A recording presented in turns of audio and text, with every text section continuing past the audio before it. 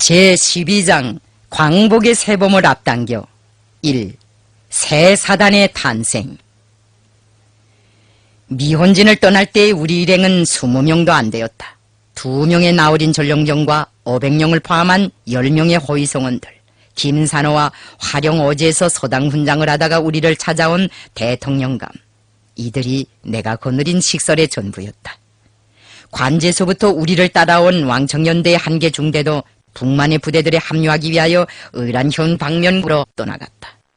나는 비록 헐가분한 차림으로 길을 떠났으나 오래전부터 품어오던 소망이 이루어지게 되리라는 생각으로 하여 형언할 수 없는 희열을 느꼈다. 어서 무성 땅으로 나가자. 만산에 가면 이연대 사람들이 나를 기다리고 있을 것이다. 그들을 기둥삼아 무적의 새 사단을 꾸리리라. 이것이 미혼진을 떠날 때의 나의 심정이었다. 새 사단을 조직하는 문제는 우리 혁명의 주체 노선을 관철해 나가는 데서 최우선적으로 해결해야 할 관건적인 문제였다. 이제는 우리가 조선혁명에 주력하는 것을 어느 누구도 감히 시비하거나 회방에 나설 수 없게 되었다. 우리가 오래전부터 탐색해왔고 숙성해왔던 조선혁명의 궤도 위에는 그 어떠한 차단봉도 가로질려 있지 않았다. 그 궤도를 따라 곧바로 질주해 나가면 조국광복이라는 경축광장에도 가닿게 되고 인민의 나라라는 별천지에도 가닿을 수 있었다. 이렇게 하자면 그 궤도로 달리게 될 든든한 기관차와 차량들을 마련해야 했고 위력한 사령 지휘처도 꾸려야 했다. 조선혁명의 선두 기관차란 무엇인가? 그것은 우리가 새로 조직하려는 조선인혁명군의 주력사단이라고 말할 수 있다. 우리가 창립하려는 조국광복회는 그 기관차 뒤를 따라가는 열차 차량이 비길 수 있었다. 미국에 타고 앉으려는 백두산은 조선혁명의 사령지휘처라고 할까. 우리는 이러한 과업수행에 지체 없이 매진하여야 하였다. 그때 우리가 꾸리려고 구상했던 새 사단은 일제의 군대와 경찰들을 군사적으로 제압하는 군사활동만을 벌리는 본래 의미에서의 사단만이 아니었다. 이 사단은 군사활동을 하면서도 우리가 목표로 삼은 백두산에 나가 국내 도처의 당 조직망도 확대하고 조국광복회나 여러가지 반일 조직을 통하여 전민을 반일 항전에 집결하고 영도해 나가야 할 정치군대로서의 새로운 임무와 면모를 갖추어야 했다. 물론 이런 임무는 다른 사단들도 수행해야 했다. 그러나 그 중에서도 모든 부대들의 앞장에서 선구자적 역할을 수행해야 할 주력사단이 있어야 하였다. 그래서 나는 그 주력사단을 조선혁명의 기관차라고 특징지었다. 조선혁명의 기관차 역할을 담당 수행하여야 할 강유력한 주력 부대를 어떤 방식으로 마련할 것인가? 나의 의논 상대가 되어온 사람들은 대체로 항일연군 각 부대들의 산재해에 있는 조선 청년들을 모조리 불러다 대집단군을 편성해가지고 백두산으로 나가야 한다고 주장하였다.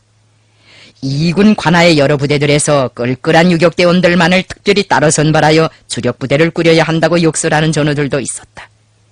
일리가 있는 안들이었으나 이런 의견의 제창자들은 예외 없이 공동의 적을 반대하여 함께 투쟁을 벌이고 있는 중국 동무들의 운명이나 우리의 공동 투쟁의 발전 전망 같은 것은 안중에 두지 않고 있었다. 그들은 사고의 출발점을 주력 부대부터 꾸리고 보아야 한다는 데 두고 있었다. 지금식으로 표현하면 부대 본위주의라고 할 수 있을 것이다. 나는 결국 북만으로 데리고 들어갔던 수백 명의 원종대원들을 위하에서 활동하고 있는 부대들에 나누어주고 무성 땅에 나가 그곳에서 활동하고 있다는 이연대 사람들을 기본 성원으로 하고 여기에 동만 일대와 국내의 우수한 청년들을 받아들여 새로운 주력 부대를 꾸리기로 작정하였다. 우리가 미원진을 떠나올 때 왕독태는 적들의 목재소를 치고 노획해왔다는 말 20마리를 우리에게 선사하였다. 공들여 키워온 용사들을 북만 사람들에게 다 떼주고 이렇게 헐몸으로 떠나가는 김사령을 보니 미안하기 그지없소. 사람 대신 이 말들이라도 타고 가며 길동무로 삼아주시오. 훈련을 받던 말들 같은데 더러 쓸모가 있을 거요. 우리는 그 말들을 타고 남행길에 올랐다. 행군도상의 어느 휴식참에 그 말들을 3마리나 잃어버린 적이 있었다. 제 멋대로 새천잎을 뜯어먹게 놔두었더니 우리의 눈길이 미치지 못하는 청림 속으로 정적을 감추어버렸다. 나는 근처에 별다른 적정이 없다는 것을 확인하고 전령정에게 공포를 한 2방 쏘라고 지시하였다. 총소리가 울리자 이뤄졌던 세필의 말들이 여기저기서 나타나 곧장 우리에게로 달려왔다. 우리는 어느 한 산중에서 이전날의 초창주 유격구 인민들을 만난 기회에 그 말들을 역축으로나 쓰라고 넘겨주었다. 북만의 서자지아 골짜기로부터 시작하여 소백수골이라고 부르는 우리나라 북단의 두매에 이를 때까지 반년 이상에 걸쳐 진행된 이해의 남하 행군에서 제일 많은 곤란을 겪으며 애를 먹은 것이 바로 미혼진에서부터 만산까지의 노상이었다. 인원은 연령되지 않는데 도처에서 적들이 나타나 우리의 걸음을 지체시켰다. 우리는 미혼진을 떠난 다음날부터 매일 한두 차례씩 어떤 날은 서너 번씩 전투를 치러야 하였다. 적들은 우리에게 때때로 밥을 지어 먹거나 꿰진 옷을 기어 입을 만한 겨를도 주지 않았다. 밥은 굶어도 살지만 담배를 굶고는 하루도 못 산다는 대통령감이 종일토록 대통을 입에 물어보지 못하는 날도 있었으니 적들과의 교전이 어느 정도로 빈번했는가 하는 것은 짐작하기가 어렵지 않을 것이다. 우리는 밤이 돼야만 으슥한 데를 찾아서 가까스로 밥도 지어 먹을 수 있었고 젖은 신발도 말려 신을 수 있었다. 그러나 밤에도 별로 쉬어보지는 못하였다. 인원이 너무 적다나니 보초 조직조차 하기가 어려웠다. 한 교대에 적어도 문전처 1명, 바닥처 2명, 망원처 2명 정도는 세워야 하는데 부상자와 간호자들을 내놓고 나면 교대시켜줄 사람이 모자랐다. 그래서 나도 대원들을 대신하여 여러 번 보초를 섰다. 보초소들을 순찰하던 김산호는 어느 날 밤 립처 중인 나를 보고 무슨 큰 변이라도 난 것처럼 소동을 피웠다. 사령관이 대원들을 너무 오르만진다는 것이었다. 김산호가 그런 투정질을 할 때는 달리기가 여간 힘들지 않았다. 나는 그를 붙잡고 사정하였다. 제발 그러지 말고 어린 대원들을 좀 생각해보라. 낮에는 행군과 전투에 지치고 밤에는 밤대로 줄창 보초를 서야 하니 오죽 고단하겠는가. 내가 그들 대신 보초를 서준대야 몇 밤이나 서주겠는가. 만산까지만 가다 오면 사람들이 수두룩해질 터이니 보초를 대신 서볼 기회도 더는 생기지 않을 것이다. 설복을 계속했대야 소용이 없다는 것을 알게 된 김산호는 아무 말도 없이 보초소를 떠나가 버리었다. 어서 만산으로 가자. 만산에 당도하면 무수한 전우들의 포옹과 따스한 안식의 보금자리 속에 안겨들 것이며 그때면 자연히 그동안 겪어온 갓난 신고도 끝장이 나게 되리라고 나는 생각하였다. 그 희망찬 생각이 제대로 먹지도 쉬지도 자지도 못하면서 매일처럼 계속되는 전투와 행군에 지친 우리에게 힘을 보태주고 용기를 북돋아 주었다. 남하 행군 노정의 한복판에 놓여있는 안도와 무성은 어느 골짜기나 어느 등성이 할 것 없이 다 낯익은 산천들이었고 일목일초가 깊은 추억을 불러일으키는 고장들이었다. 송강, 흑룡천, 스으리, 소사하, 류가분방, 푸르호, 대전자, 류수하, 남전자, 두지동, 만리호, 내도산 등지는 다 나의 청춘 시절과 천갈래 만갈래의 인연을 맺고 있었다. 그 낯익은 산천들을 수년 만에 다시 밟아보는 나의 가슴에는 누를 길 없는 격정이 갈마들었다. 남하 행군길에서 대소북차 서쪽 봉우리에 올랐을 때 불현듯 내 앞에는 깊은 감회를 자아내는 희한한 전경이 펼쳐졌다. 봉우리 앞에 앉은 자그마한 벽처는 유격대 창건 준비를 다그쳐가던 나날에 내가 모슴으로 가장하고 지하공작을 하던 잊을 수 없는 마을이었다. 우리가 뒷것은 봉우리도 그때 지하 조직원들과 함께 달이 닳도록 다니며 모임을 가지던 것이었다. 실로 나무 한 그루, 불 한 폭이 바위돌 하나도 무심히 대할 수 없는 유종한 고장이었다. 흘러간 옛일을 추억하며 연년이 뻗은 남쪽 산봉우리들을 더듬던 나의 시야에는 4년 전 항일교계 창건을 선포했던 소사 등판이 멀리 안겨왔다. 그 등판에서 얼마간 내려가면 양지 바른 산기슭에 어머니의 묘소가 있다. 이 걸음으로 옛 발자취가 남아있는 저 길을 따라가서 어머니의 묘소에 절이라도 하고 무송행을 하면 어떨까 하는 한 가닥의 애틋한 미련이 내 발목을 거머잡고 놔주지 않았다. 떼장이 듬성듬성 어설프게 얹혀있는 어머니의 묘에 고별의 눈물을 뿌리고 토기점거를 떠난 지도 온 4년이 되어오고 있었다. 4년이면 떼장의 잔디도 어지간히 뿌리를 내렸으리라. 지금쯤은 마른 잎새들 사이로 고개를 내밀었을지도 모르는 애어린 싹들의 보를 비비며 지하의 어머니와 잠깐만이라도 이야기를 나누고 싶은 애끓는 욕망이 불현듯 내 가슴을 세차게 흔들어 놓았다. 나는 일행이 봉우리를 다 내려간 줄도 모르고 그냥 등성이에 서 있었다. 한식을 앞둔 절기여서 어머니에 대한 그리움이 더 강렬해졌는지도 모른다. 양지촌의 아버지 묘서는 강지아 선생네 집안 사람들이 한 해에 2번씩 찾아가서 제도 지내고 볼초도 한다고 하였는데 토기점골의 어머니 묘서는 어떻게 되어가는지. 장군님, 왜 산을 내리지 않습니까? 기슭으로 내려가던 최금산이 되돌아와 의아한 눈길로 나를 쳐다보았다. 나는 그제서야 명상에서 깨어나 앞으로 발걸음을 옮기었다. 장군님, 왜 그러십니까?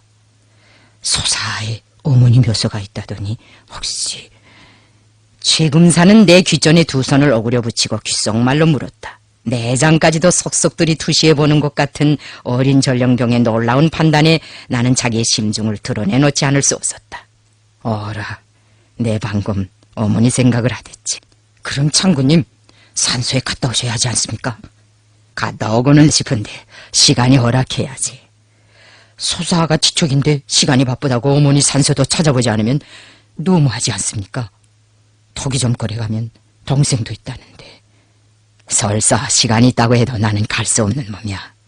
어머니가 그걸 바라지 않으니까. 그거 참 이상합니다. 왜 바라시지 않을까요? 우리 어머니는 유언으로 내가 조선을 독립하기 전에는 무덤을 파가지 못하게 하라고 하셨단다. 내가 지금 토기점거래 산소로 가지 않는 건 그 유언을 존중하기 때문이지. 최금사는 그런 말을 듣고도 무엇이 못마땅한지 그냥 머리를 기웃거리었다. 무덤에 찾아가신다고 조선 독립이 안 되겠습니까? 장군님, 유언은 유언이고 한번 다녀오십시오. 아니다, 그럴 수가 없다. 난 어머니가 살아계실 때 효자가 되지 못했다. 돌아가신 다음에라도 효자 구실을 하고 싶은 심정이니 더 권하지 말아라. 크게 해놓은 것도 없이 어머니를 어떻게 찾아간단 말이냐. 김산호와 500년까지 합세해서 서사하행을 권유하였으나 나는 그들의 말을 따르지 않았다. 그러나 마음만은 여전히 토기점골의 어머니 곁에 가 있었다. 나는 봉우리를 내리면서 마음속으로 어머니에게 인사를 드렸다. 어머니, 갈 길이 너무도 청청해서 토기점골에는 들리지 못합니다. 사시장철 찬눈과 찬비에 젖고 계시는 어머니의 분녀에 흙 한 점 덮어드리지 못하고 풀 한 번 깎아드리지 못한 채 안도 땅을 밟고 보니 송구스러운 마음 이룰 데 없습니다. 그동안 아우들 권사도 잘하지 못했습니다. 철주는 지난해에 전사했다는데 그 유해가 어디에 있는지도 모르겠습니다. 그러나 어머니, 조선혁명 앞에는 창창한 대로가 열려졌습니다. 이제 만산에 나가면 큼직한 사단을 하나 꾸리자고 합니다. 그 부대를 거느리고 백두산을 타고 앉아 본때 있는 싸움판을 벌리겠습니다. 나라를 다시 찾지 못하면 어머니 요원대로 묘소 곁에도 찾아가지 않겠습니다. 믿고 기다려주십시오. 기어이 조국을 되찾고 어머니를 만경대로 모셔가겠습니다. 우리는 만산으로의 행군을 다그쳤다. 그 만산 행에 걸고 있는 우리의 기대는 상당히 컸다. 그러므로 수해 속에서 말 한 장같이 생긴 산발이 나타났을 때 다들 만산이다 하고 가벼운 탄성을 질렀다. 맨 먼저 우리를 맞아준 것은 인삼포전이었다. 그 밭머리에 허술한 귀틀집 2채가 있었는데 모두 비어 있었다. 날이 오독오독해질 무렵이 되었어야 깊숙한 골짜기에서 또 한 채의 자그마한 귀틀집을 찾아냈다. 2-3 사람이 숨어 사는 그 귀틀집에서 감자를 구워 먹고 있던 일사정치주임 김홍범을 만났다. 이 연대는 어디 있습니까? 이달 초에 교화 쪽으로 운종을 가고 없습니다. 김홍범의 천연스러운 대답이 나에게는 청천벽력같이 느껴졌다. 이 연대가 없다는 것은 남호도에서부터 벼르고 또 벼러 왔던 새로운 주력부대의 조직이 불가능하게 되었다는 것을 의미하였다. 믿었던 나무가 거꾸러진 셈이었다. 이 연대는 독립연대로 활동할 때부터 싸움을 잘하는 고려홍군이라고 소문난 순수한 조선인 부대들 중에 하나였다. 그 연대는 동만의 연길, 왕청, 화령 등 각현 유격구들에서 한 개 중대씩 손발에다 조직한 부대였다. 대부분의 성원들은 나와 연고가 깊은 사람들이었다. 연대장인 윤창범이나 연대 정치위원인 김낙천은 두말할 것도 없고 권영벽, 김주현, 어중흡, 김평 등 연대의 핵심 성원들도 우리가 직접 양성해낸 사람들이었다. 내가 마감으로 이 연대 전투원들을 만나본 것은 1935년 5월 그들이 나의 부름을 받고 왕청년 당수하자에 왔을 때였다. 10여일 그들과 같이 지내며 학습도 시키고 훈련도 주고 싸움도 시켜보았는데 그들은 내가 데리고 있던 부대 사람들 못지않게 발전이 빨랐다. 바로 그들이 처창주 유격구를 최후까지 잘 방비고수하여 불굴의 초창주라는 실화 전설을 창조해낸 영웅들이었다. 우리가 제2차 북만원정을 떠나고 처창주 유격구가 해산된 다음 이 연대는 남만으로 진출했다가 이해 초에 안도현 내도산을 거쳐 무성현 만산으로 이동하였다. 연대는 만산의 지휘부와 후방기지를 두고 겨울 동안 무성지구에서 우리를 기다리기로 되어 있었다. 이것이 우리가 남호도에서 알게 된 이 연대의 활동과 관련된 내용의 전부였다. 내가 만산으로 나올 때 북만원정대 전원을 남들에게 다 떼준 것은 이 연대를 접수하면 그것을 모체로 하여 새 사단을 조직할 수 있을 것이라는 타산을 하였기 때문이었다. 이 연대에 보낸 우리의 통신은 받지 못했어. 나는 미혼진에 도착하자마자 미리 이것의 통신원을 파견하여 이 연대가 자리를 뜨지 말고 나를 기다리고 있으라는 지시를 보냈었다. 받지 못했습니다. 이 연대가 원정을 떠난 다음 여기에는 누구도 왔던 적이 없습니다. 그렇다면 통신원이 중도에서 무슨 불상사를 당한 것이 틀림없었다. 설사 그가 무사히 와 닿았다 해도 없는 이 연대를 만나낼 리도 없었을 것이다. 이 연대가 교화적으로 원정 간 목적과 이유는 무엇이오? 그건 저도 언제쯤 돌아오겠다는 말도 없었어? 없었습니다. 누가 데리고 갔어? 연대장 장존술 동무와 연대 정치위원 조하범 동무입니다. 다 원정 가고 없으면 만산에 남은 건 동무들 뿐이요. 동무들은 여기 남아서 뭘 하고 있어? 내가 화제를 받고 이렇게 물었을 때 김홍범의 입에서는 더 놀라운 대답이 나왔다. 저 삼포미령에 100여 명이나 되는 민생단이 있습니다. 그 자들을 감시하느라고 제가 남아있지요. 무슨 민생단이 그렇게 많다는 거요? 삼포 곁에 있는 귀틀집은 텅 비어있던데. 민생단 혐의자들은 지금 림강 마이하 쪽으로 식량 구하러 가고 없습니다. 식량 공작을 나갈 수 있는 정도라면 무슨 민생단이겠어? 그것들을 굶겨 죽일 수야 없지 않습니까? 민생단이 확실하다는 무슨 증거라도 있어? 증빙 문건이 다 붙어있는 자들입니다. 자백서, 진술서, 신문조서. 김홍범은 컴컴한 방구 속에서 큼직한 문서 보따리를 끌어냈다. 이게 다 그런 문서들입니다. 그 민생단 문서 보따리가 이연대 사람들을 만나려고 만난을 무릅쓰면서 불언 천리하고 달려온 나에게 안겨준 만산의 첫 대접이었다. 문서 보따리가 얼마나 많았던지 방 한 칸에 가득 차 있었다. 떠들썩한 환성과 격정적인 보응 대신에 곰팡이 내가 물씬 풍기는 범죄 기록 뭉태기를 받아안게 된 그 순간 나는 엄청난 기만과 우롱 속에 빠져든 것 같아 몸이 떨렸다. 민생단이라는 말마디만 들어도 소름이 돋을 지경인데 지금이 어느 때라고 아직도 유격구에서 살판치던 민생단 마귀가 살아 돌아가며 숱한 사람들을 괴롭히고 있단 말인가. 그리고 거물단지 같은 이 문서 보따리는 어떻게 되어 여기까지 따라왔는가. 다옹해와 요영구에서 거듭되는 논쟁이 있었던 지도 1년 가까운 세월이 지나갔다. 국제당에서 내린 판결이 우리에게 전달된 것은 달반 정도밖에 되지 않는다. 그 판결 내용이 여기까지 미처 전달되지 못했을 수 있다. 하지만 민생단이 허구라는 절규가 동만 땅을 진감한 지도 오랜 지금에 와서까지 민생단의 이름을 걸고 감행되는 광대 노름이 지속되고 있다는 것은 실로 상상밖이었다. 김낙천 같은 사람마저 다 쓰러뜨리고도 무엇이 또 모자라서 100여 명이나 되는 생떼 같은 사람들을 잡으려 드는가. 나는 김산호에게 림강 마이하 방면에 지체 없이 통신원을 파견하여 그들을 전부 데려오게 하라고 명령하였다. 그런 다음 민생단 문서 보따리를 풀어 헤쳐놓고 한 장 한 장 검토하기 시작하였다. 밤잠도 자지 않고 문소장들을 뒤져보았다. 다음 날도 계속 뒤지고 또 뒤졌다. 그 문소장들을 뒤져갈수록 나는 차츰 더 깊은 미궁 속으로 빠져들어갔다. 그 종이장들에는 누구도 감히 부인할 수 없는 어마어마한 죄상들이 너무나도 생동하게 기록되어 있었다. 나는 문서장들을 탁 덮어버렸다. 그것을 뒤지는 것은 백해무익한 짓이었다. 그 종이장들을 믿어야 한다면 많은 사람들을 잃는 결과밖에 가져올 것이 없었다. 어떤 인쿠나 다 받아들이는 백지장의 글을 믿을 수는 없었다. 림강현 마이하 쪽에 가있던 민생단 혐의자들은 우리의 연락을 받자 험준한 영강산줄기를 넘어 수백 리 산길을 단 이틀 사이에 와닿았다. 민생단 혐의자들이 삼포미령 귀틀집에 도착하였다는 보고를 받고 나는 곧 김홍범을 데리고 그들을 찾아갔다.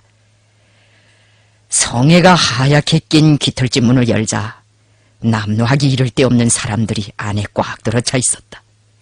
그것은 정녕 격정도 환성도 눈물도 없는 야릇한 상봉이었다. 나에게 격려를 붙이는 사람도 없었고 영접 보고를 하는 사람도 없었다. 나를 쳐다보는 사람조차 없었다. 쥐 죽은 듯한 정적과 침묵만이 무겁게 방 안을 감돌고 있었다. 얼마나 짓눌렸으면 쳐다볼 권리, 인사할 자격마저 잃은 것인가.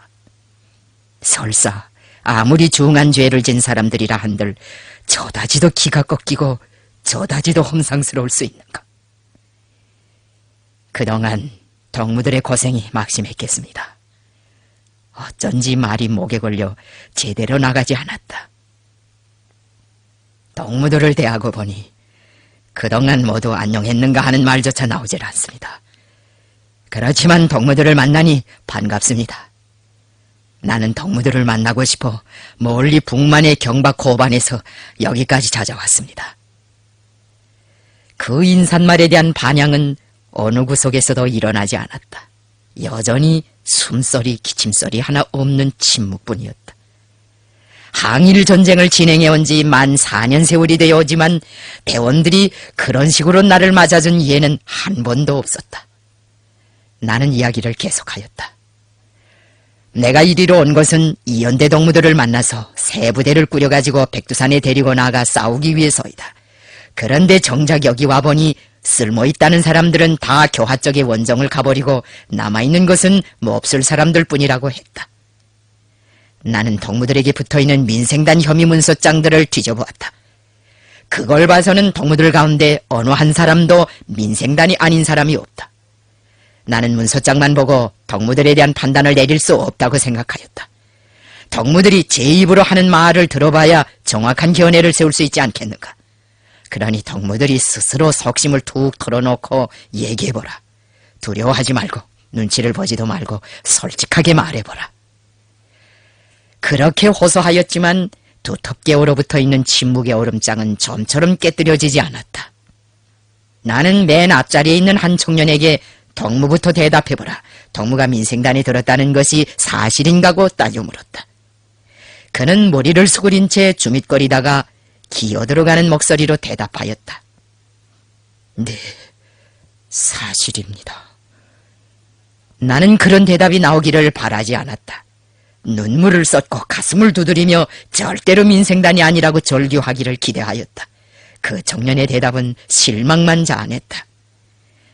나는 키가 큰 다른 청년에게 같은 질문을 되풀이하였다. 그럼 리두스 덕무가 말해보라. 덕무가 민생단에 들었다는 것이 사실인가? 강원도 춘천 출신의 그 젊은 소대장은 일제에 대한 원한이 골수에 사무쳐 있는 사람이었다. 리두스의 오른쪽 허벅다리에는 푸릿푸릿한 상처 자국이 있었다. 언제인가 내가 어느 전투에서 부상당한 자리인가고 물었더니 개한테 물어뜯기운 자리라고 하였다. 그가 11살 되던 애였다고 한다. 노상 죽으로 끼니를 애우고 있던 보릿고개 무렵의 어느 날 두 손은 한 숟가락 소금조차 없어서 죽가마에 소금을 넣지 못하는 딱한 사정을 알게 되자 부나무 석단을 해지고 장마당으로 내려갔다. 나무 석단을 파니 소금 한 대가 되었다.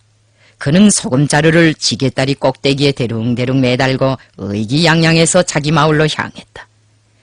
어느 일본인의 집 앞을 지날 때 불시에 사나운 새빠뜨가 그에게 달려들어 허벅다리를 물어맺혔다.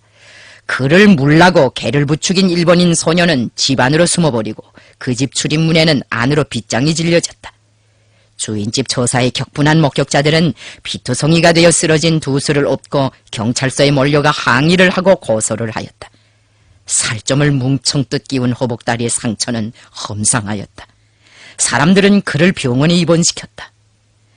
두수는 난생 처음으로 병원 혜택을 입어보면서 거기서 내내 흰쌀밥 생활을 하였다. 죽에 신물이 난 덕거머리 소녀는 흰쌀밥을 먹는 것이 너무 좋아서 상처가 빨리 아물까봐 조마조마해 하였다. 그는 이번 생활이 자기 자신과 자기 가정에 엄청난 재난을 가져다 주리라고는 꿈에도 생각지 못하였다. 치료비는 개 주인이 보상하는 줄로만 알고 있었다. 얼마 후 병원에서는 돈을 물지 않으면 그 이상 입원 치료를 해줄 수 없다고 선언하였다. 치료비는 자그마치 20원이나 되었다.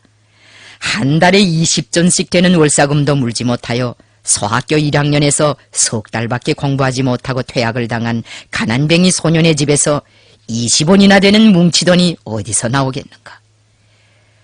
리두스의 할아버지와 아버지, 형들은 번갈아 개주인과 경찰서와 병원에 부지런히 드나들면서 사정도 하고 항의도 하고 제소도 하였다. 그러나 어디서도 피해자의 하소연과 항의와 제소를 받아주지 않았다. 개한테 물린 책임은 물린 사람에게 있다는 것이다. 그네들은 모두가 조선 사람의 편을 들어줄 수 없는 일본 사람들이었다. 결국 리두스는 20원의 빚을 내어 병원에 바쳤다. 그 빚이 새끼를 치며 덧붙고 또 덧붙어서 이태 후에는 조상대대로 살아오던 집을 팔아도 다 갚을 수 없으리 많지 엄청나게 불어났다. 빚달련 때문에 더는 춘천 땅에서 살 수 없게 된 리두순의 일가는 정든 고향을 떠나 북행길에 올랐다. 빚쟁이들은 야밤도주하는 일가족을 20리나 뒤쫓아가서 할머니의 보퉁이 속에서 최후의 가산인 명주 한 필마저 다 뺏어냈다.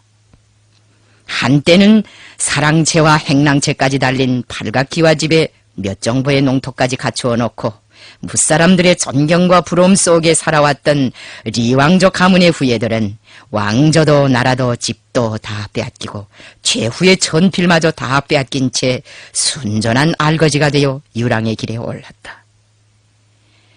이국살이를 떠나가는 어린 두수의 가슴에 망국의 서름과 리향의 슬픔을 심어준 것은 원산발 청진행 화련선 식당에서 밥을 날라다 주던 접대원들의 구슬픈 목소리였다.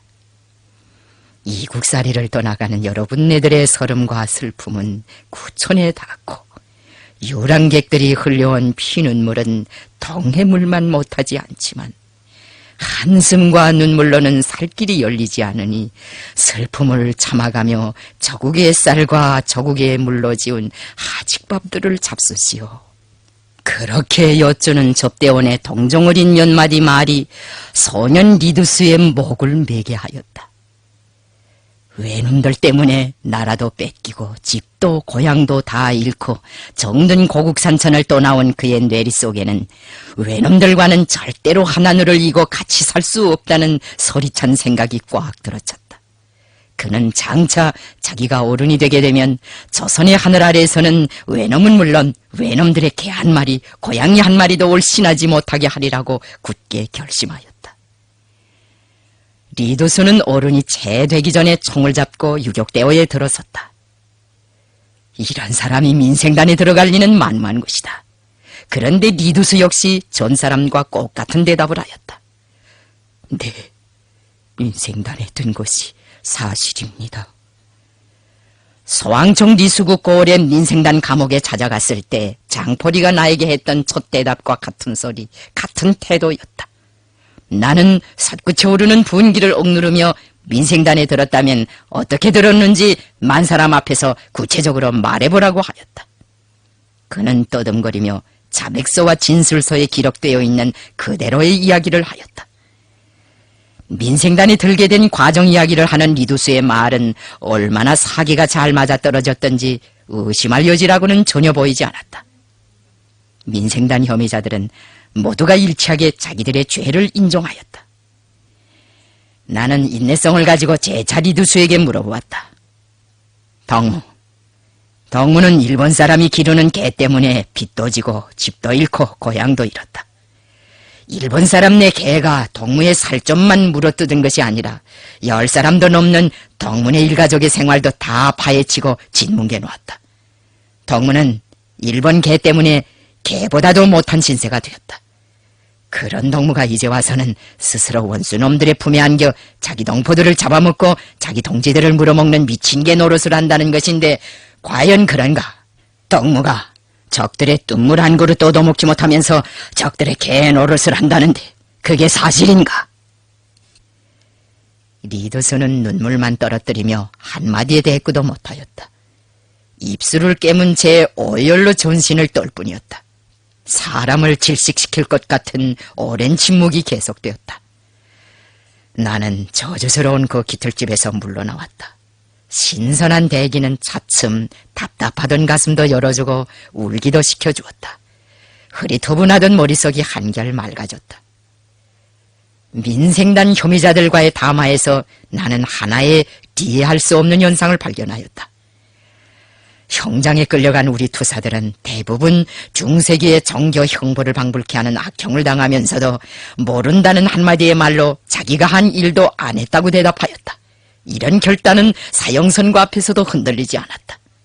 그런데 같은 공산주의자들 앞에서는 안 한 일도 했다고 대답하며 아닌 것도 그렇다고 진술하고 있으니 이것을 어떻게 설명해야 하는가 하는 것이다. 나는 숲속을 거닐며 민생단 혐의자들이 자살적인 대답을 하는 까닭이 어디에 있는가를 곰곰이 생각해 보았다. 저 사람들이 모두 민생단에 가담하지 않았다는 것은 하늘이 땅으로 될 수 없고 땅이 하늘로 될 수 없는 것과 같은 진리이다. 그런데 어째서 저 동무들은 민생단에 들었다고 말하며 민생단 책동을 하였다고 저절로 죄를 뒤집어 쓰겠는가? 가야호 마을의 박창길 소년도 마천의 장포리도 이미 자신들이 토설한 호의 진술을 사실이라고 우겨댔다. 이런 괴이한 현상은 어디서부터 생겨나는 것인가? 민생단 혐의자라는 올가미에 헐쳐든 첫 순간에는 그들이 모두 다 자신이 민생단에 든 일이 없었다고 사실대로 말하였다. 그 진정, 그 진심의 토로가 그들에게는 더 큰 화를 가져왔다. 진정은 가식으로 인정되고 진심은 기만으로 인정되고 솔직성은 교활성으로 인정되었다. 진정의 고백이 반복될수록 가상적인 죄상은 더욱더 엄중한 것으로 확대되고 고문은 정비례로 증대되었다. 야수적인 고문과 번뇌가 극한점에 도달하였을 때에는 어떠한 이질적 변화가 생기겠는가? 몇 해 동안 한 지붕 밑에서 동고동락을 해온 혁명동지들한테서 불신을 당하며 학대를 당할 바에야 구태여 살아서 못하겠는가? 살려면 총을 집어던지고 산에서 내려가 귀순문소장에 도장을 찍거나 적의 앞잡이가 되어야 하는데 명색이 공산주의자인 우리가 그런 배신이야 어떻게 하겠는가? 처분에 맡기는 것이 상책이다 하는 식 자포자기 상태에 빠질 수 있다.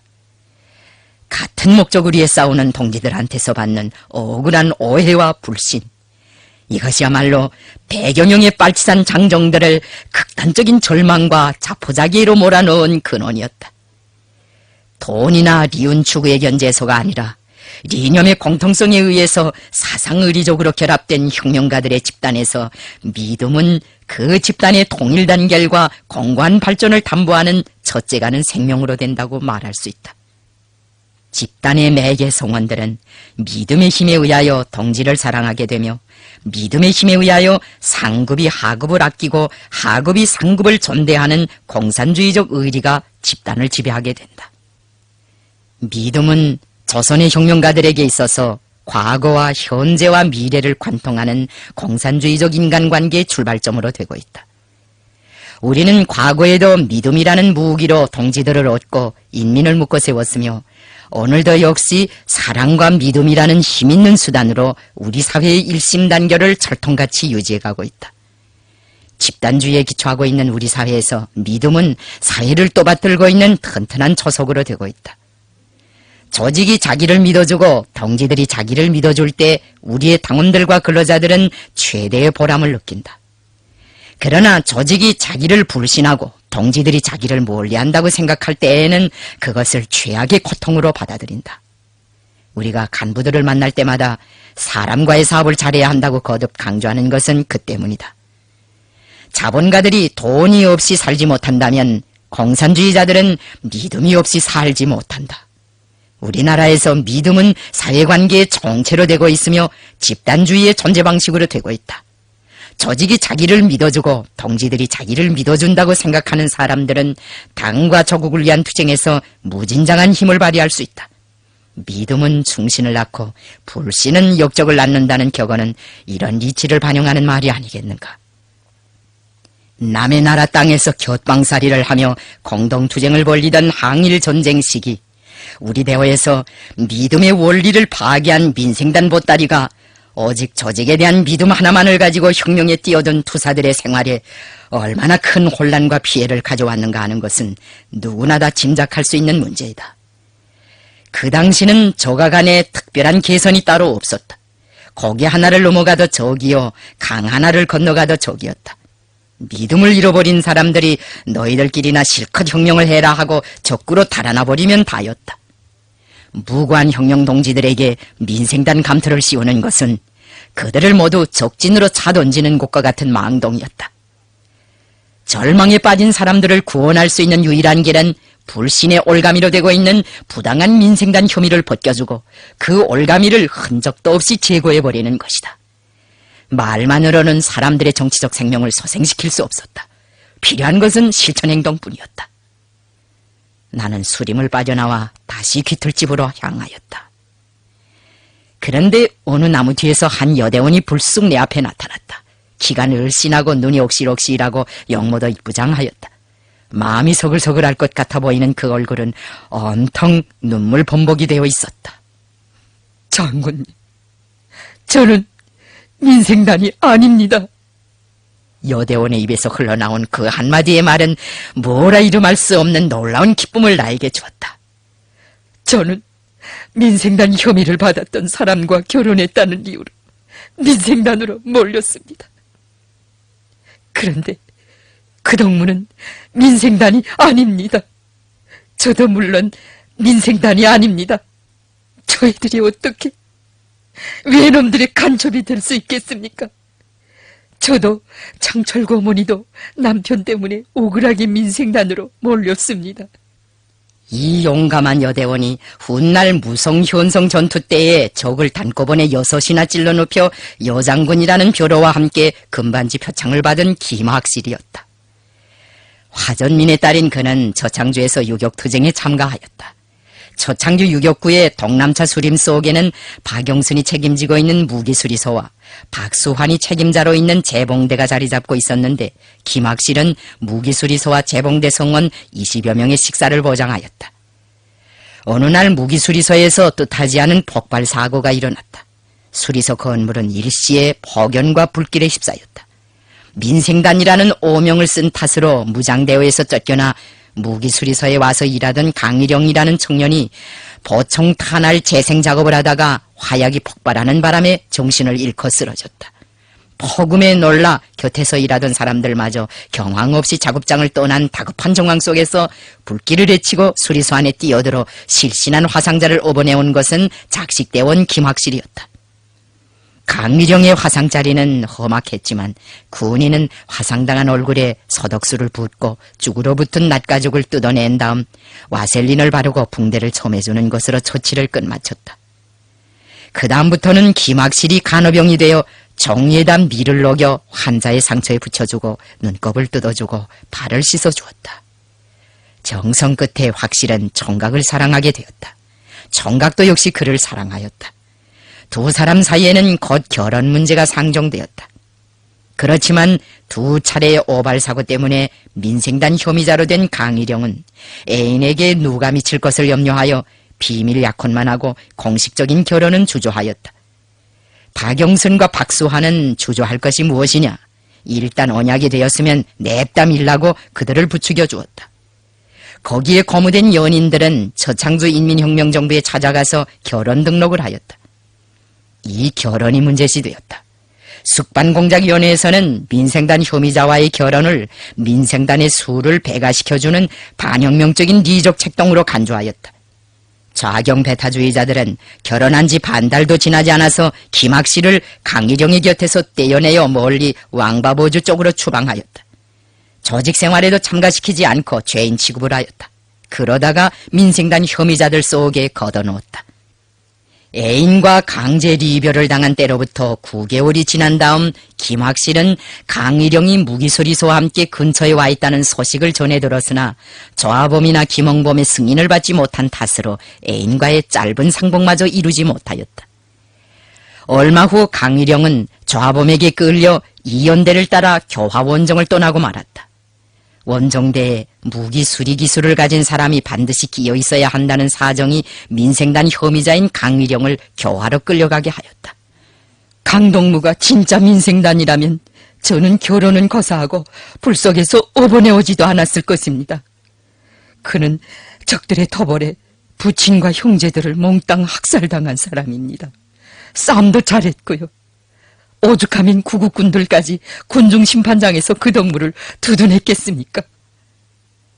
나는 김학실이 그런 고백을 해준 데 대하여 고맙게 생각하였다. 김학실은 장철구와 마찬가지로 사랑 때문에 죄인으로 된 셈이었다. 나는 김학실을 데리고 귀틀집으로 들어갔다. 그들은 아까와 다름없이 머리들을 떨어뜨린 채 움직이지 않고 있었다. 나는 장례를 둘러보며 목소리에 힘을 주어 말했다. 덕무들, 머리를 들라. 나는 덕무들의 죄를 따지고 판결을 내리자고 온 사람이 아니다. 백두산에 나가 함께 싸울 전우들을 찾아온 사람이다. 나는 전우들을 찾아왔고 혁명동지들을 찾아왔다. 그런데 여기 있는 동무들은 모두 나의 전우로 될 수 없는 친일역적들이며 반동들이라고 말하고 있다. 나는 그 말을 믿을 수 없다. 동무들이 민생단에 들었을 것 같으면 일본 사람들한테나 갈 것이지. 무엇 때문에 산에서 제대로 입지도 못하고 먹지도 못하면서 고생스럽게 지내겠는가. 집에 가서 아내나 남편을 얻어가지고 뜨뜻한 구들에서 지내며 농사나 하면 편안할 텐데 무엇 때문에 산에서 고생하겠는가. 어디 한번 동무들 스스로가 말해보라. 과연 동무들이 일제를 위하여 여러 해 동안이나 일부러 사서 고생해왔는가. 과연 동무들이 음산한 만주광야 빙천 솔지에서 풍찬노숙해온 것은 일본의 개가 되어 자기 혈육들과 동지들을 해치기 위해서였는가? 리더스 동무, 말해보라. 동무는 허벅다리를 물어뜯던 일본 사람 내 개같은 짐승으로 번지고 싶어 고생스레 싸워왔는가? 그러자 리더스는 오열을 터뜨리며 부르짖었다.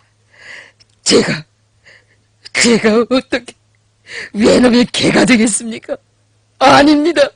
저는 외놈의 개가 아닙니다. 민생단이 아닙니다. 순간 귀틀집 여기저기에서 일시의 함성이 터져나왔다. 저도 아닙니다. 저도 아닙니다.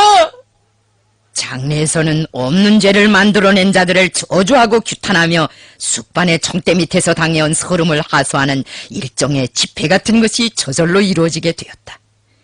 모든 사람들이 주먹을 흔들고 눈물을 뿌리며 가슴속에 서리서리 맺혀있던 사연들을 도설하였다. 집회가 거의 끝나갈 무렵 나는 김홍범을 불러 민생단 문서 보따리를 가져다 불사를 준비를 해놓으라고 일렀다.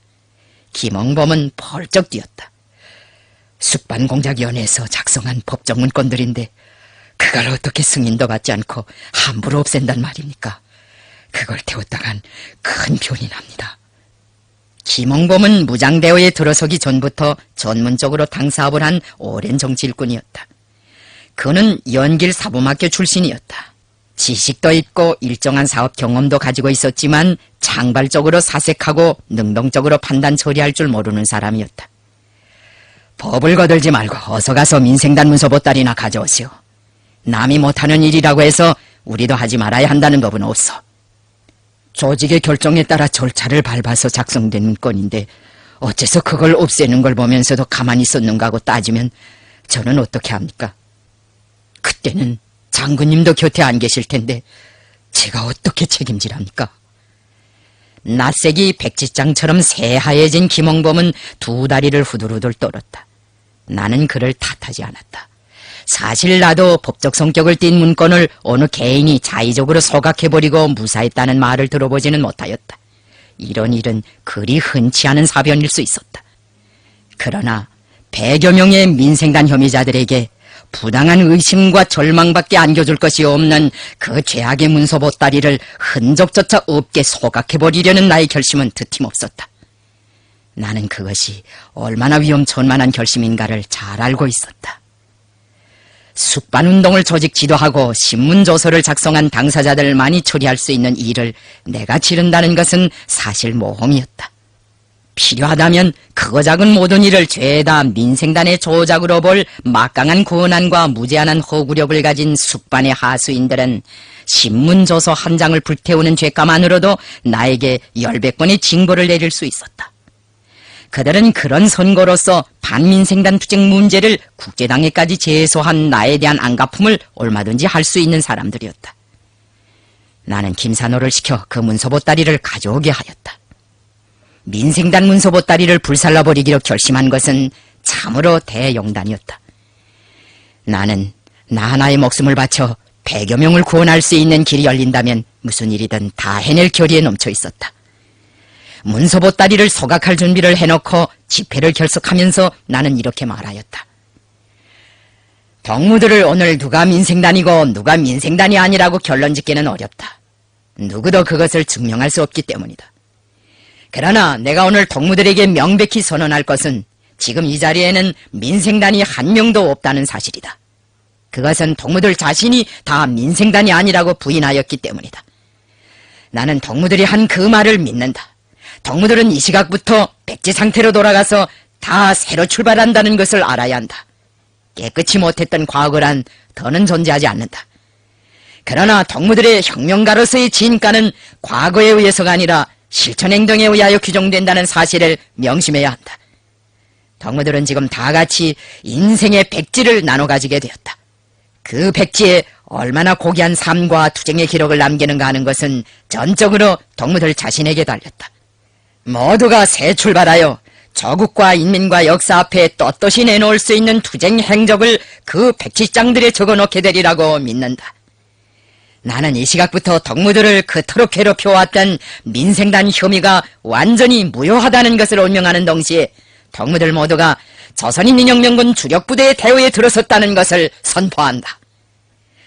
나는 민생단 혐의자라고 하는 사람들 가운데서 몇 명 선발하여 마당 한복판에 문서 보따리를 쌓아놓게 한 다음 불을 달았다.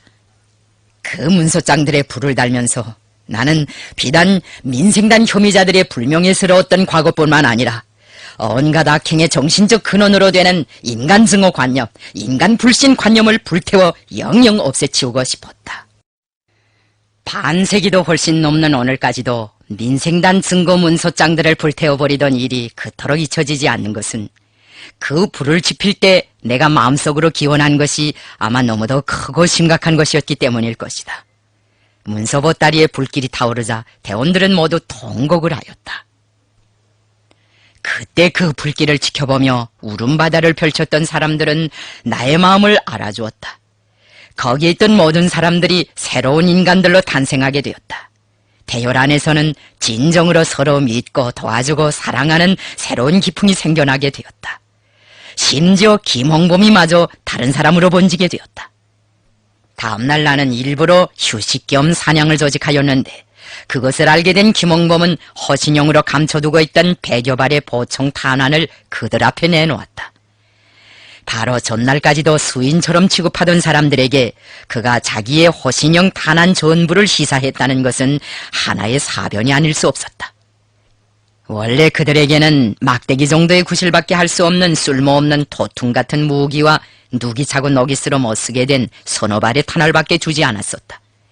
그러다 보니 그들의 탄피에는 나무로 만든 가짜 총알만 끼워 있었다. 온전한 무기와 탄알을 주게 되면 그들을 불신하고 학대한 자기들에게 어떤 보복을 가할지 몰라 두려워했던 것 같다. 잿가루만 약간 남은 민생단 문서장들의 흔적을 굽어보며 생각에 잠겨있던 김홍범은 나를 보고 이렇게 말하였다. 어제 장군이 여기에 불을 달 때까지만 해도 나는 속이 너무 떨려서 슬그머니 자리를 피해버리고 말았습니다. 소각 현장에 있었다는 한 가지 이유만으로도 위법 대제의 공모자로 몰려 목이 달아날 거라는 생각이 들었으니까요. 그래, 지금은 떨리지 않습니까? 선행을 지지한 것 때문에 목숨을 잃는 것은 영광된 일이라고 생각하니 겁이 없어지기 시작하더군요. 그렇게 생각했다니 고맙습니다. 아닙니다. 감사 인사는 제가 올려야겠습니다. 장군은 저도 새 인간으로 갱생하도록 구원해 주었습니다. 제게도 운인으로 대해준 셈이지요. 그런 말을 듣기는 퍼구나 거북스러웠다. 김홍범은 나보다 나이가 더 든 사람이었다. 젊은 사람을 앞에 놓고 비행기를 태우는 과오는 그만두시오. 내가 이런 빈잔을 하자 그는 머리를 가로저었다. 아니, 그렇지 않습니다. 나는 장군의 그 도량과 큰 심장이 진정으로 부럽습니다. 아주 많은 말이 아닙니다. 조조는 말은 그만하고 오늘은 우리도 같이 사냥이나 나가보지 않겠습니까? 김홍범도 명랑한 기분으로 나의 제의에 호응해 나섰다. 그날의 사냥은 참으로 별재미였다. 나는 호위성원들의 총을 그들에게 모조리 빌려주어 그들이 온전한 총으로 한 방씩 다 갈겨보게 하였다. 몰입꾼이 많은 덕에 그날 사냥에서는 자그마치 7 내지 8마리나 되는 멧돼지와 노루를 잡았다. 여대원들 중에서는 김학실이 단발 명중으로 노루 1마리를 잡아 단연 두각을 나타냈다. 사냥해온 산짐승 고기들과 얼마가 남아있던 통강냉이와 밀가루로 음식을 만들어 그날 저녁을 푸짐히 차리도록 하였다. 만찬 뒤에는 오락회도 조직하였다. 만산 삼포미령의 퇴락한 깃털집에서 가진 그날의 만찬회와 오락회는 더없이 검소한 것이었지만 그것은 참으로 심각한 의미를 가지고 있었다. 이 연대를 모체로 하여 조직하자던 처음의 계획과는 달리 새 사단은 이처럼 죄악에 찬 불신의 문소장들을 한 줌의 재로 만드는 불길 속에서 태어났다. 민생단 문서 보따리가 불타 없어지고 새 사단이 태어났다는 소문은 삽시의 사방으로 퍼져갔다. 곳곳에서 숨어 지내던 사람들이 그 소문을 듣고 우리에게로 찾아왔다. 맨 먼저 찾아든 것이 대천창 골짜기에 숨어 있었다는 화령 출신의 반일 자위대원들이었다. 그 사람들 속에 훗날 사령부 전령병으로 된 백항림과 꾀꼬리로 소문난 김혜순이도 끼어 있었다. 박노꿈, 본명 박영희, 박노꿈이 우리를 찾아온 것도 그 무렵이었다. 그는 새 사단 안에 잠정적으로 존재했던 첫 여성 중대의 중대장이 되었다. 무성현 로모종자에서는 장티부스에 걸려 앓고 있던 청년들이 새 사단에 편입되었다. 그 청년들로 한 개 소대를 조직해주고 김정필을 소대장으로 임명하였다. 안더현 오도양차 부근 수림지대에서 활동하던 김주현인에도 우리를 찾아왔다. 처창주 방면에서는 김택환인의 소부대가 달려왔다. 나는 정식으로 연대들과 중대들을 편성하였다. 보따지라는 별명으로 불리운 리동학이와 김택환이한테는 각각 중대장의 직무를 주었고 김수연에게는 정치시도원직을 맡겼다. 주력부대 연대 정치위원 사업을 하게 된 김산호는 그때부터 노상 싱글벙글 웃으며 지내게 되었다. 만산에 와닿았을 때까지만 하여도 10대밖에 안 되었던 우리 대호가 동강에 이르러서는 수백 명으로 불어났다. 우리는 새로 조직한 주력부대의 무장장비를 개선하기 위한 투쟁을 적극적으로 벌였다. 민생단 혐의자들이 가지고 있은 무기의 대부분이 토퉁이라는 것은 앞에서도 이미 언급하였다. 나는 10 내지 15명 규모로 조를 조직하고 책임자를 임명하여 주면서 자기 힘으로 싸울 수 있는 준비를 하도록 하였다. 그들에게 이제부터 한 달 사이에 총탄도 보충하고 총도 바꾸어 메고 오라. 총은 일본 놈들에게 얼마든지 있다. 숲속에 엎드려 있다가 적들이 지나갈 때 달려들어 총창으로 찌르기도 하고 총도 한 방씩 쏘면서 무기를 빼앗으라고 하였다. 그때 그들은 다 총창을 1개씩 차고 다녔다. 그들은 한 달이 아니라 보름 만에 다 돌아왔는데 총탄도 보충하고 총도 새 것으로 바꾸어 메였다. 어떤 대원들은 기관총까지 빼앗아 메고 왔다. 나는 그들을 기본으로 하여 연대를 조직하였고 후에는 이 연대를 조직하던 경험으로 사람들을 한 명씩 데려다 육사와 이방면군도 조직하여 가지고 일제와 싸웠다. 우리가 주력 부대의 무장 장비를 단꺼번에 몽땅 개선할 수 있게 된 것은 신안차를 친 후 서강 전투를 치른 다음이었다. 그 전투를 하게 된 목적이 하나가 부대의 무장 장비를 일변시키려는 데 있었다. 서강에는 한 개 연대의 위만군이 주둔하고 있었다. 그 연대의 거뜬한 무장이 우리의 구미를 당겼다. 교통이 불편한 외진고장인데다 주변은 울창한 수림이 망망대해를 이루고 있었으므로 불의습격을 하기에는 유리한 대상이었다. 적들도 그런 허점을 고려하여 병영 주변에 아름드리 통나무들로 3길이나 되는 성을 둘러쳤고 그 성의 4귀퉁이에는 포대까지 구축해 놓고 있었다. 정면 공격으로 성내에 돌입하기 어려운 조건에서 나는 화공전술로 적진에 혼란을 조성하고 적들을 위압하여 항복시키기로 결심하였다. 적 병영들은 완전한 목적원물이었다. 나는 날이 어두워진 다음 김택룡을 비롯한 수류탄 던지기 명수들을 시켜 석유를 묻힌 섬뭉치에 불을 달아 적 병영 지붕들에 던지게 하였다. 초여름 보슬비가 내린 탓에 조준 지붕에는 쉽게 불이 달리지 않았으나 화공전술은 성공하였다.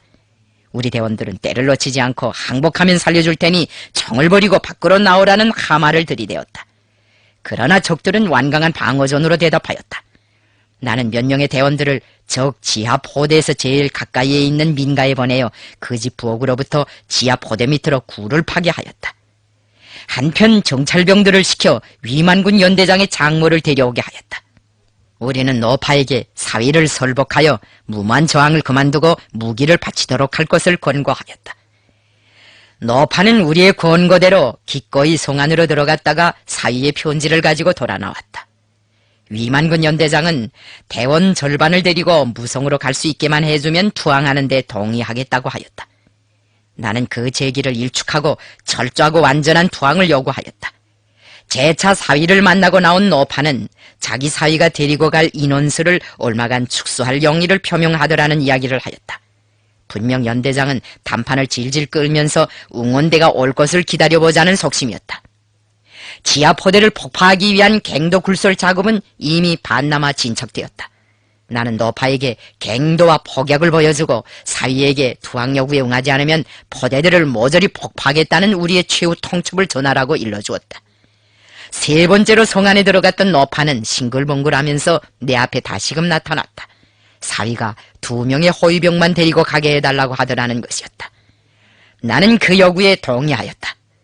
위만군 연대장은 부하들을 전원 정렬시키고 무장들을 해제하여 한 곳에 모아놓은 다음 2명의 호위병과 함께 황황히 북문으로 빠져나갔다.